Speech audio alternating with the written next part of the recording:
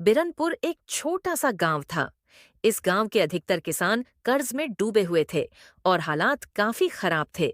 यहाँ का सबसे बड़ा जमींदार ठेकेदार मंगत राम था, जो बहुत धूर्त और चालाक था। उसकी आदत थी कि दूसरों का पैसा हड़प कर अपनी जेब भरता रहता था। गांव वाले भोले भाले थे और आसानी से उसकी चालों में फंस जाते थे। किसान अर्जुन उसके पास आया और बोला, जमींदार साहब, क्या बताऊं, इस बार की फसल बहुत खराब हुई है। अगली बुआई के लिए मुझे कुछ पैसे उधार चाहिए, आप दे सकते हो? हाँ हाँ भाई, क्यों नहीं, जरूर दे सकता हूँ। तुम लोगों को पैसे देना यही तो मेरा काम है। कितना पैसा चाहिए तुम्हें आखिरकार? 1,000 रुपये चाहिए थे सेठ जी। अच्छा कोई बात नहीं, पर तुम वही 1,000 मुझे लौटा कितने दिनों में दोगे? यही कोई 4-5 महीने बाद लौटा दूंगा। कोई बात नहीं अर्जुन, पर तुम ध्यान से सुनो।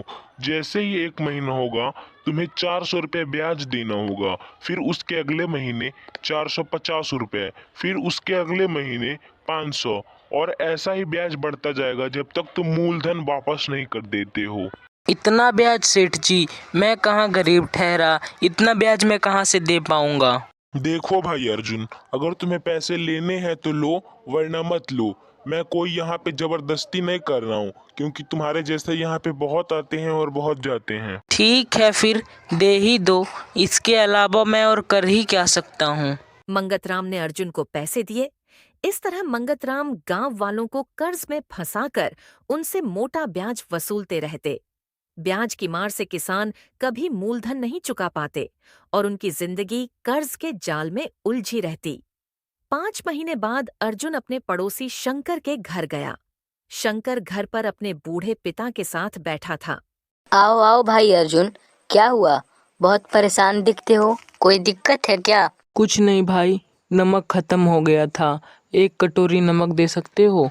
अरे तो कोई बात नहीं, तुम यहाँ से नमक ले लो, कोई दिक्कत नहीं है। हाँ हाँ, पर कटोरी भर के देना, ताकि 1-2 हफ्ते सही से चल सके। अच्छा अच्छा, कोई बात नहीं है, तुम्हें जितना चाहे उतना नमक मिल जाएगा यहाँ पे। भाई, 1 कटोरी हल्दी मिल जाएगी क्या? भाई, 1 कटोरी चीनी मिल जाएगी क्या? भाई, थोड़ी सी हरी मिर्च मिल जाएगी क्या? अर्जुन रोज कुछ न कुछ मांगता रहता था। एक दिन शंकर के पिता ने अर्जुन को बुलाया और कहा, बेटा, घर में सब ठीक तो है ना? तू तो दिन रात मेहनत करता है, फिर भी यह हाल क्यों बेटा? अब आपको क्या बताऊं काका, आज से 5 महीने पहले मैंने मंगत राम से 1,000 रुपये कर्ज लिए थे। भगवान की कसम काका, ब्याज में 2,000 से ज़्यादा दे चुका हूँ, पर मूलधन अभी भी वैसा का वैसा ही है। समझ में ही नहीं आ रहा कि ये मंगत राम कैसी बेईमानी कर रहा है मेरे साथ। धीरज रख बेटा, ऊपर वाला सब ठीक कर देगा।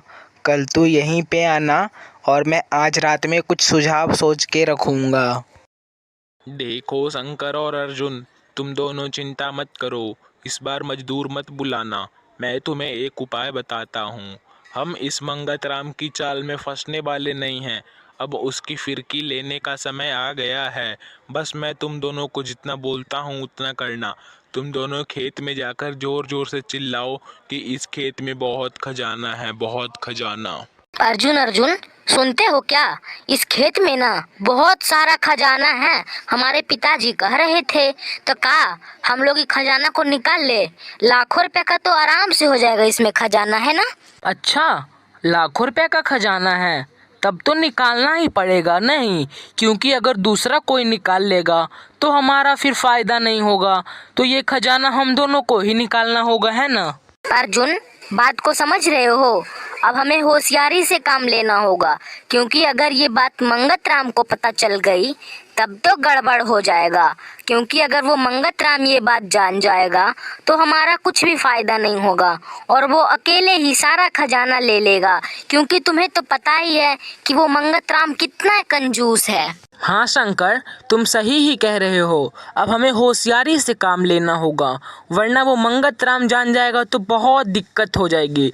इसलिए हमें जल्द ही मजदूरों को बुला के इस खेत में काम चालू करवाना होगा, वरना अब आगे चल के बहुत दिक्कत हो जाएगी। दोनों खेत में जाकर जोर जोर से बातें करने लगे ताकि गांव वालों को भी सुनाई दे। यह अफवाह किसी न किसी तरह मंगत राम के पास पहुंच गई। मंगत राम शंकर के पास जाकर कहता है, शंकर, मैंने सुना है कि तुम्हारे खेत में खजाना दबा है। हमें तुरंत वहाँ खुदाई करवानी चाहिए। तुम्हारे खेत में खजाना दबा है ना? चलो उस खजाने को हम लोग ढूंढने निकलते हैं। जमींदार जी, खेती करना हमारा धर्म है। मैं अपने खेत बर्बाद नहीं कर सकता हूँ, क्योंकि हमारे पिताजी कहते हैं कि अपने धर्म को कभी भी नहीं भूलना चाहिए। शंकर, तुम्हें कुछ भी चिंता करने की कोई ज़रूरत नहीं है, क्योंकि वो खेत तुम्हारा है और तुम जब तक हामी नहीं भरोगे मैं उस खेत में जाकर देखूंगा भी नहीं। तुम हाँ बोल दो और मैं उस खेत में अभी तुरंत ही काम चालू करवा दूंगा, क्योंकि वो तुम्हारा खेत है। तुम्हें हक है हाँ या ना बोलने का। तुम हाँ बोल दोगे तो मैं अभी तुरंत से ही काम चालू करवा दूंगा। अरे वाह, ये तो बहुत अच्छी बात है। मेरा खर्चा बिना हुए मेरा खेत का खजाना मुझे मिल जाएगा। ये तो बहुत अच्छी बात है ना जमींदार साहब। कर दो, आज ही से काम चालू करवा दो। बहुत अच्छी बात है। नहीं नहीं शंकर, तुम गलत समझ रहे हो। मतलब कि तुम्हारा ये खजाना नहीं होगा, ये खजाना मेरा हो जाएगा ना, क्योंकि खुदाई मैं करवाऊंगा तो खजाना भी मेरा होगा। तुम समझ क्यों नहीं रहे हो बात को शंकर? नहीं नहीं जमींदार साहब, तब तो ये गलत बात है। जब इसमें मेरा कुछ फायदा ही नहीं होगा तब मैं इसमें हामी भरूं ही क्यों? कुछ भी तो मेरा फायदा होना चाहिए, तब मैं राजी होऊंगा। ऐसे तो बिना मतलब के मैं राजी होने वाला नहीं हूँ। मैं इतना भी मूर्ख नहीं हूँ। नहीं शंकर, तुम तो गलत समझ रहे हो। जब तुम्हारा कोई फायदा ही नहीं होगा तो तुम दोगे ही क्यों मुझे? ये तो बात सही है। देखो, इसके बदले तुम कुछ राशि ले सकते हो मेरे से। मैं तुम्हें कुछ पैसे दे सकता हूँ इसके बदले। तब तो तुम राजी हो जाओगे ना? तब तो देखिए जमींदार साहब, तब तो मेरी दो शर्तें रहेगी। पहली शर्तें मेरी ये है कि आप पूरे गांव वालों का कर्ज माफ कर दीजिए, और दूसरी शर्त मेरी ये है कि आप मुझे 5,000 रुपये राशि दे दीजिए। तब मैं राजी हो जाऊंगा खुशी खुशी। ये गरीब लोग सच में इतना मूर्ख होते हैं क्या? ये इतना भी नहीं समझ रहे कि लाखों का खजाना मिलने के बाद ये थोड़ा सा कर्ज और 5,000 रुपये मेरे लिए होगा ही क्या?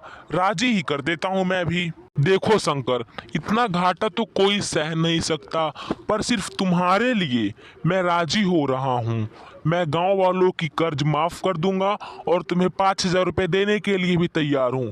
पर तुम तो हाँ बोल दो ना अब। हाँ हाँ जमींदार साहब, अब मैं तो राजी हो ही गया हूँ। पर आज शाम को ही जाकर पूरे गांव वाले हिसाब किताब कर लेंगे आपसे। अब तो आप भी राजी हो ना इस बात के लिए? अरे हाँ हाँ, शाम को आओ, अभी आओ, कल सुबह आओ, उससे मुझे अब कोई आपत्ति नहीं है। अब मैं सब चीज में राजी हूँ। तुम जब चाहे जब गांव वालों को भेज सकते हो। मैं उनका हिसाब किताब करके उनका कर्ज माफ कर दूंगा। ये खबर धीरे धीरे पूरे गांव में फैल गई कि मंगतराम पूरे गांव का कर्ज माफ करने वाला है। पूरे गांव वाले शाम को मंगतराम के घर जाकर अपना हिसाब किताब करवा लेते हैं और कल सुबह से ही मंगतराम मजदूरों को खेत में भेजकर खुदाई करवाने लगता है। उसी रात शंकर और अर्जुन दोनों खेत में जाकर एक खजाना वाला डब्बा जाकर गड्ढे के अंदर रख देते हैं। लगातार 2 दिन तक खुदाई करने के बाद वही डब्बा मजदूरों को मिलता है। खजाना का डब्बा देखकर मंगतराम बहुत खुश हुआ, पर जैसे ही डब्बे को खोला गया तो डब्बे के अंदर से कुल्हाड़ी और चपाड़ निकलता है। ये सब देखकर मंगतराम कहता है, अरे ये क्या मजाक है? आप लोगों ने तो कहा था कि इसके अंदर बहुत खजाना है। क्या यही ये खजाना है? आप लोगों ने मेरे साथ मजाक कर रहे हो क्या? ये तो अन्याय हुआ ना।